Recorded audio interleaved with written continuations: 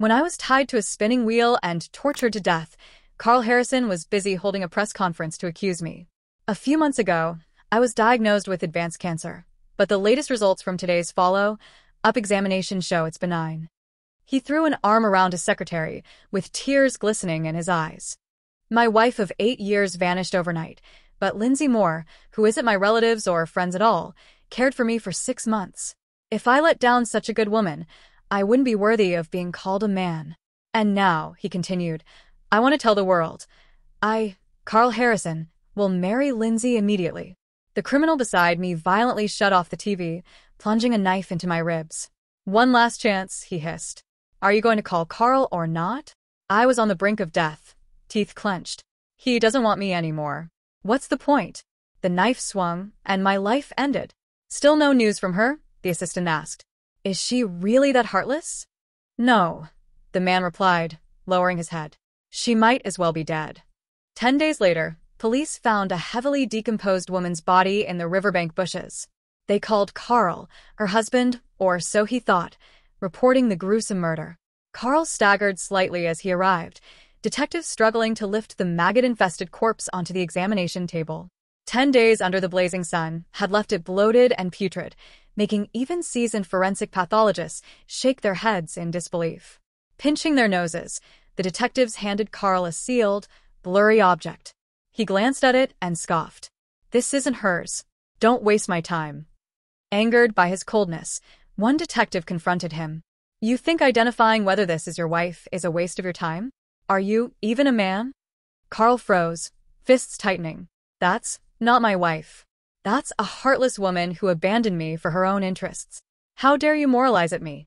He rattled off his grievances. When I was diagnosed with cancer, how did she care for me? When I went through chemotherapy day and night, losing my hair, where was she?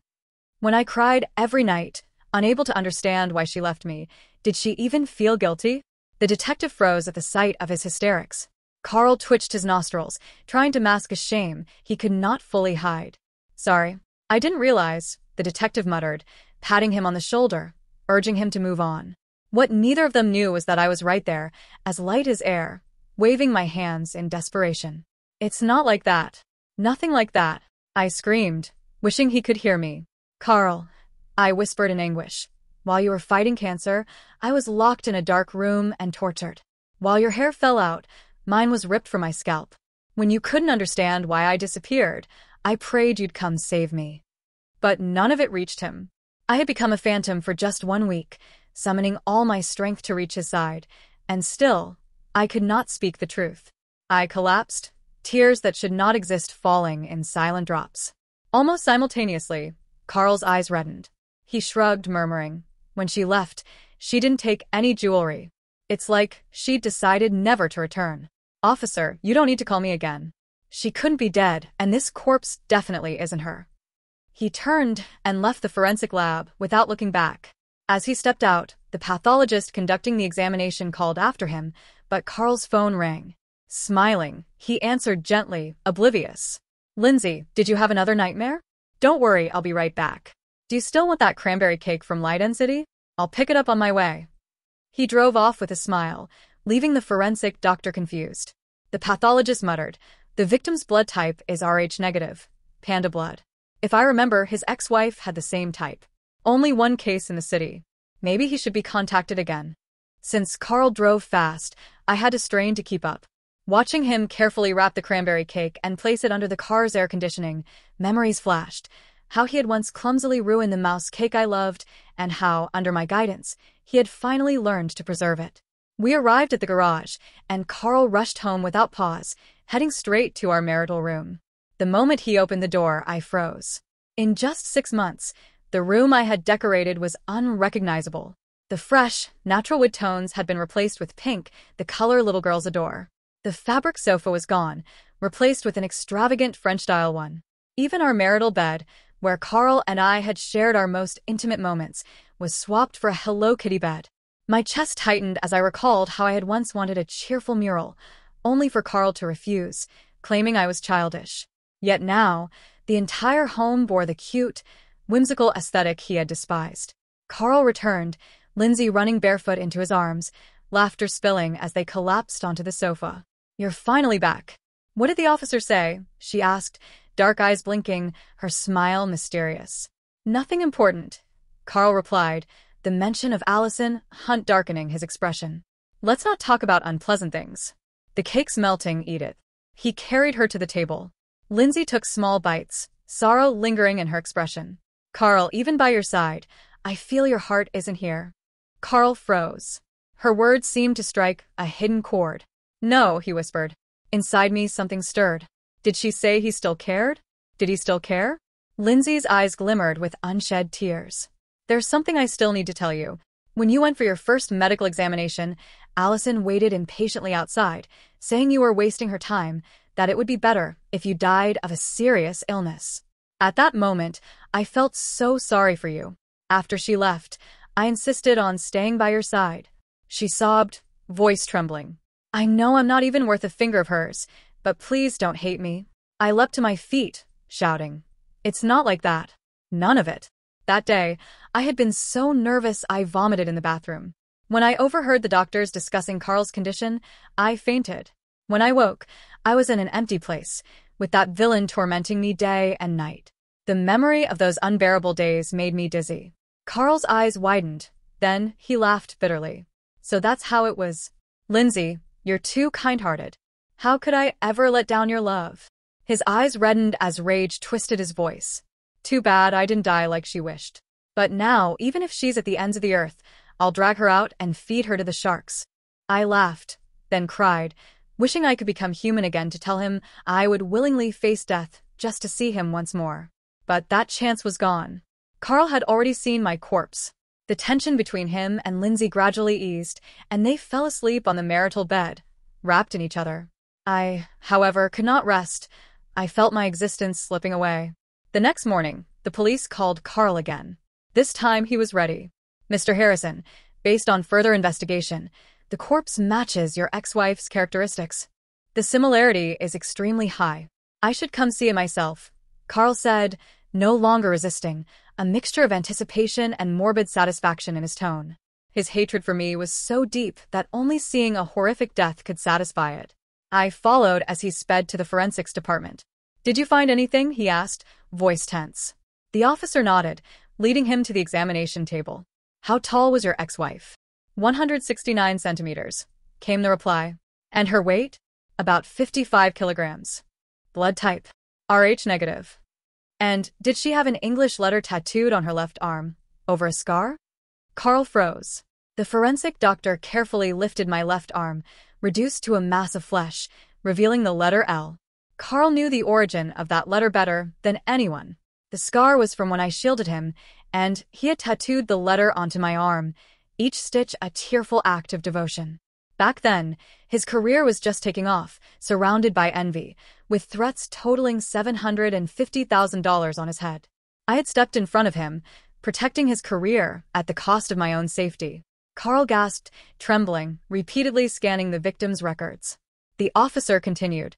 The deceased endured nearly 6 months of inhuman abuse. Limbs bound constantly, upper body covered in whip marks that healed and reopened, chest rotting, her hair pulled out and burned. DNA could not be retrieved. Lower body injuries suggest beast-like cruelty. But she had a strong will to live, otherwise, she wouldn't have lasted 6 months, the forensic doctor whispered, reluctantly covering her face with a white cloth. Carl's report slipped from his hands. "It can't be her. That heartless woman wouldn't die, she'd drag others down but never herself." Shaking, he fumbled for a cigarette, lighting it with a trembling hand. "But in the past 6 months, the only missing person is Miss Hunt." "You can't let hatred blind you," the doctor urged. "Shut up. Stop your nonsense. She would never die." Carl roared, shredding the report, laughing savagely, pointing at everyone in the lab. The officer stepped forward, trying to calm him. "Mr. Harrison, we are public servants. We wouldn't collude with anyone." "I don't believe it. I don't believe it." Carl screamed repeatedly, as if sheer will could alter reality. I stood nearby, my nose red from non-existent tears. "Carl, I had already died just as he wished. Wasn't that enough?" Eventually, the lab staff escorted him out. Carl slumped under the eaves of a building, soaked by a sudden downpour, smoking in a daze. His phone vibrated. He answered like a lifeless shell. Who is it? Hello, this is the private nutrition meal service. Would you like to renew the 6-month plan your spouse previously booked? Carl's eyes widened. What? Miss Hunt booked a nutrition plan for you 6 months ago. We couldn't reach her, so we called the contact. Would you like to renew? He hung up silently, gasping for air. How could she have ordered it? Half a year ago, I had noticed his health deteriorating and had pre-ordered the plan. Someone had used my name to place it. Carl dialed Lindsay's number, grim-faced. Carl, when are you coming back? The bridal shop delivered the wedding dress. I want to try it on with you. But Carl cut to the chase. That nutrition plan, was that you who ordered it? Lindsay froze. Carl, have you found out? Yes, I did. Her condition had forced her to take responsibility. Tears streamed down her face. Carl, I didn't mean to deceive you. I pretended I ordered it so you would eat. I didn't want to watch you waste away day by day. I just wanted you to get better. Hearing her heartfelt confession, Carl's furrowed brow softened. I understand now. I misunderstood you. Carl kept asking, but Allison, the last person she saw before leaving was you. Did you hear where she was going? After hesitating for a long moment, Lindsay finally spoke. Carl, I had planned to keep this secret forever. But since you're asking, I'll tell you. When your medical report came out, Allison kept making overseas calls. I only caught snippets, something about meeting in Australia. She would definitely be there. She left in a hurry, as if she'd finally freed herself of a burden. Also, remember the first case you misdiagnosed? I discovered it was handled by a doctor close to Allison. She seemed to have prepared herself to leave you. She sent Carl a recording from 6 months ago, along with fabricated evidence linking me to that doctor. I didn't tell you sooner because I was afraid of destroying the last shred of hope you had for her. Carl hung up. The recording had been edited to make it seem as if I had abandoned him, eager to start a new life. The truth, however, was different. I had immediately contacted overseas experts through my connections, planning to bring Carl for treatment as soon as possible. The doctor supposedly close to me? We had met only once at a dinner gathering. Lindsay had gone to great lengths to frame me, collecting evidence to ruin my reputation. My heart sank, recalling the criminal who had tormented me for 6 months.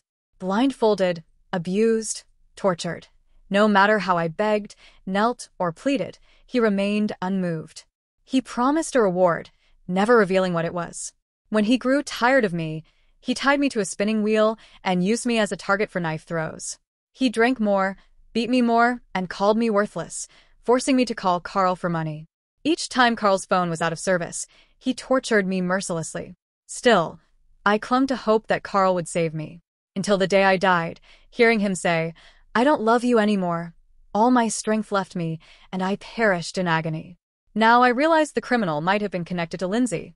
She had hired him to torment me, refused to pay, and he killed me in a fit of rage. Tears streamed down my face as I shook Carl's shoulders frantically, trying to make him hear me. It was Lindsay who ruined me. She hired someone to kill me. She's lying to you. I didn't abandon you. My fingers passed weakly through him, powerless. He nodded, believing her. I told you someone who wants others dead wouldn't die herself. She might be waiting for me across the ocean. I understand. Our wedding is in 3 days. I'll prepare properly. He hung up, crushed a cigarette, and sped away like a madman. I followed, spirit weakening, watching helplessly as he turned from the truth toward a new life. Carl returned home and, almost out of guilt, made love to Lindsay repeatedly, shutting down all communication devices, as if surrendering himself entirely to her. I could only watch, trapped in despair. 3 days later, as morning light streamed in, Lindsay, in her wedding dress, blushed shyly while waiting for the driver. She looked more radiant than I had on my own wedding day. By noon, Carl arrived, flowers in hand, gaze full of deep affection. Lindsay threw herself into his arms like a victorious princess, and they climbed into the wedding car reserved just for them. By the time I arrived at the venue, out of breath, their ceremony had already begun. Carl's eyes were locked on Lindsay, as if she were the only star in the universe. There was no trace of me in their world. Just as the couple exchanged rings, the doors burst open. Police officers rushed in, guns raised, shouting, "Stop. Miss Hunt, we have enough evidence." For a moment, everyone froze. "Officer, have you made a mistake?" Carl shouted, shielding Lindsay. Put your hands up. You are suspected of murder. Come with us. Seeing Lindsay on the verge of tears, Carl softened. All right, we'll go with you. But don't scare her. She's never experienced anything like this. I won't allow her to be traumatized. I followed silently beside the police car, heart bleeding as I watched him whisper comfort to her. Carl, I'm scared. Why are they arresting us? We didn't harm Allison. What if they force us to confess? Lindsay sobbed. Carl spoke gently, hugging her close, kissing her softly. As long as I'm here, nothing will happen. We haven't done anything wrong. I'll arrange another wedding for you. As many as you want, he coaxed, eyes filled with love for her, with no trace of me. I curled my lips in bitter self-mockery. Allison, admit it. He doesn't love you anymore. Your death won't leave a ripple in his heart. At the station, Carl and Lindsay were interrogated separately. Didn't I tell you to be gentle? Lindsay is timid. If anything happens to her, I won't forgive you. The investigator pushed him aside, expression unchanged. We're just following procedure. This isn't personal. Even in the interrogation room, Carl worried for Lindsay. A police officer knocked on the table, bringing him back to the present. What were you doing the day Miss Hunt went missing? Carl smiled coldly. What was I doing? Misdiagnosed with cancer, hooked up to tubes, waiting to die. And her? She probably ran off to Australia to meet her lover, right? The interrogator produced my call records. According to our information, Miss Hunt made an overseas medical call that day, apparently seeking a renowned doctor for you. After that, there were no further calls on her phone. Carl's sneer froze mid-sentence. You're lying. She's obviously in Australia. The officer cut him off and handed over more than 6 months' worth of my travel records. They were completely empty. All other modes of transportation have been checked. None show Miss Hunt's presence. The last detected location of her phone was a thatched hut, 20 kilometers outside the suburbs. Inside, we found large amounts of blood, human tissue, and signs of abuse. Examination confirmed it all belonged to Miss Hunt. Carl's eyes turned bloodshot as he screamed. You're lying. How could she be dead? Where's the killer? Why isn't there a killer? The interrogator rubbed his temples. The killer ran short of money and attempted a second kidnapping, but the victim exposed him, leading to his arrest. He's emotionally unstable and, under interrogation, admitted to murdering others before. Carl slumped into a chair, pale as if the reality hadn't fully sunk in. Then why arrest me and Lindsay? The interrogator's tone was firm. He was hired by someone to torture and kill Miss Hunt. Each time, he used electronic devices with a disguised voice to contact you. The signals were always near you. Carl's gaze went blank. Are you saying that person was Lindsay? The interrogator nodded. This is hospital surveillance footage, he continued. When Miss Hunt fainted in the bathroom, she blocked the door to prevent other patients from entering. After that, she vanished. She'd been deeply worried about Isabel's safety for months and has been urging me to find her.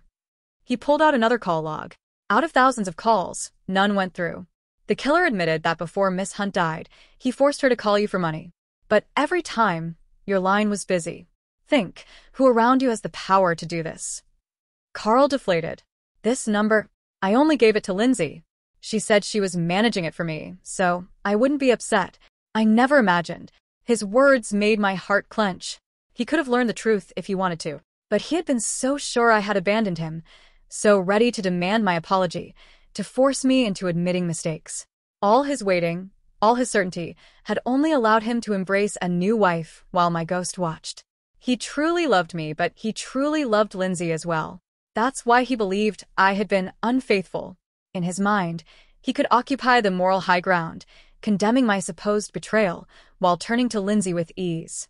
He didn't know that every time he made love to her, I was being tortured. Yet even through the pain, I hoped he would come for me. If I had understood his nature fully, I might have ended my suffering quickly and chosen death on my own terms. When we were young, we feared nothing. Even in a tiny, sweltering rented room with no money, drinking cold water, we were happy. He always felt guilty when he couldn't afford a small cake for my birthday. Yet those were my happiest days. Even without comforts, being by his side made me envision a bright future. Later, he built a successful career and lifted me from the tiny apartment to a bungalow, then a seaside penthouse. The bed grew bigger, but his heart drifted away. Even before Lindsay appeared, I had sensed his feelings changing. Yet I clung to every sweet word, every cake, believing in him again. The truth, though, hit me hard. My love had cost me my life. I never saw him come to save me. I died alone in that mud hut. Under the interrogator's questioning, Carl was forced to confront the truth of my death. He covered his face, hitting himself, begging for release. It's my fault she died. I was careless, didn't trust her. Please, let me die and apologize in person. An officer grabbed him by the collar. We're only missing the final link. A confession from Lindsay will clear Miss Hunt's name. Do you want that or not? Carl's anguish slowly turned into resolve. You can. Only you can do it. Can I? Can I really avenge her? A flicker of light returned to his eyes. Yes. My wife is still waiting for me. I can't give up. In seconds, he regained his composure, listening carefully to the officer's instructions. Then he waited quietly for Lindsay to arrive. Soon, she walked toward him, eyes red. After ensuring his expression was calm, she timidly called out, Carl, I'm scared. A faint, almost invisible smile curved his lips. He reached out and pulled her into his arms. You silly girl, I'm here. Don't be afraid. Lindsay relaxed and asked cautiously, What did the police want, Carl? He guided her into the car. They asked what we were doing when Allison went missing. You were taking care of me at the hospital. We didn't have time to harm her. She nodded vigorously. Exactly. The police also asked about my whereabouts. They were so intimidating. I was so scared. Carl pinched her cheek, whispering, Silly girl. How could I ever let anything happen to you? Enough about that. When we get home, I'll make your favorite, sardines and tomato sauce. I tried my best to keep up, but I felt myself fading, disappearing bit by bit. Perhaps it was my imagination, but I thought I caught Carl's eyes on mine in the rearview mirror, and I quickly looked away. The car slowed slightly, as if he were waiting for me to keep up. Back home, Carl skillfully cooked the sardines as usual. The familiar aroma brought a flood of memories. Back when we were just starting to make money, I craved meat constantly. Pork was too expensive, so we could only afford the cheapest sardines. I was picky, often vomiting after eating. Seeing me struggle, Carl had felt heartbroken and vowed to perfect a fish dish I could enjoy. After countless attempts, he mastered baked sardines that rivaled five-star chefs. I only got to eat them twice. As his career grew, he no longer had the time to cook. Now, it was Lindsay's turn to enjoy the meal. I watched quietly from the corner, tears slipping down my face. Carl, too, seemed lost in memory, tears falling into the pot. Allison, if we have the next life, I'll cook it for you again. Then he pulled a packet of powder from his pocket, stirred it into the dish, and placed it on the table with a meaningful smile. Eat, he said. Lindsay, famished from the police station, ignored everything else and dug in. Carl didn't touch the sardines. He ate his mashed potatoes listlessly, then asked, as if testing her, You know, Isabel betrayed me, disrupted the investigation, and interfered with us repeatedly. If we could deal with her, wouldn't that be good? Lindsay put down her fork awkwardly. Why talk about that while we're eating? Carl gently pinched her nose. Don't you want time together, undisturbed by her? Her eyes lit up. Yes. She's so annoying. He served her another bowl, watching as she devoured it, then asked, How should we deal with her? After eating, Lindsay seemed braver, shedding her timid demeanor. Of course, we'd make her suffer. Who told her she could leave so heartlessly? Carl fixed her with a hard stare. How should we torture her? Her eyes gleamed with cruelty. Tie her up, whip her until she begs for mercy, then slice her flesh, one cut at a time. Finally, when she's on the brink of death, bind her to a spinning wheel and savor her fear, her screams. I covered my ears, wishing it could erase the pain I had endured. Just thinking about it makes me happy.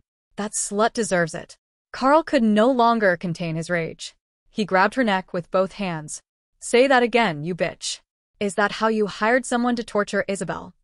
The table overturned violently. Lindsay froze, unable to comprehend the sudden shift in his expression. Her face reddened as she struggled. Carl, stop please. His eyes, bloodthirsty and unrelenting, glared at her. Don't call my name. You're not worthy. She realized the stimulant he had given her. He had provoked her into confessing the truth. Her eyes widened in horror. Lindsay laughed savagely. So what if I did? Yeah, I killed Isabel. She'll never come back. She kept calling your name until the end, hundreds of cuts, and that child she never told you about died too. Carl's face went ashen, shattered. How could this happen? I remembered that despair. The plan to tell him the good news when he got better never came to pass. I never got to see him again. His eyes, full of bloodthirsty hatred, grabbed the kitchen knife. He hacked at her, as if avenging me. You bitch. You killed Isabel. You'll pay. Lindsay, realizing his fury was unstoppable, fought back. What gives you the right to blame me? You were too stupid and naive to save her. You fickle man. All I had to do was crook a finger, and you came running. Don't pin this on me. The sounds of police shouting came from outside. Everyone inside freeze. Carl, blinded by rage, continued his attack as if avenging my suffering. But I no longer wished for revenge. All I wanted was for him to stop. Stop, Carl. Live the life you're meant to live. For a moment he seemed to hear me. Then he charged out, shouting, Wife, I'm coming to be with you. He ran from the back door to the basement, driving recklessly. Red lights blurred as he crashed into a luxury car, reducing it to scrap, racing toward the outskirts until he saw the mud house, the place I had died. He burst in, glaring at the murderer trying to escape. It was you. You killed my wife. Like a messenger from hell, he stabbed the man to death. A moment of silence followed. The police arrived, forced to shoot him to control his near madness. As the bullet pierced his chest, he looked up at the sky, as if he saw me, and laughed like a child. Isabel, I have avenged you. I cried and laughed, the last remnants of my soul slipping away. I whispered to him one final time, goodbye forever. In the next life, and the life after, we will never see each other again.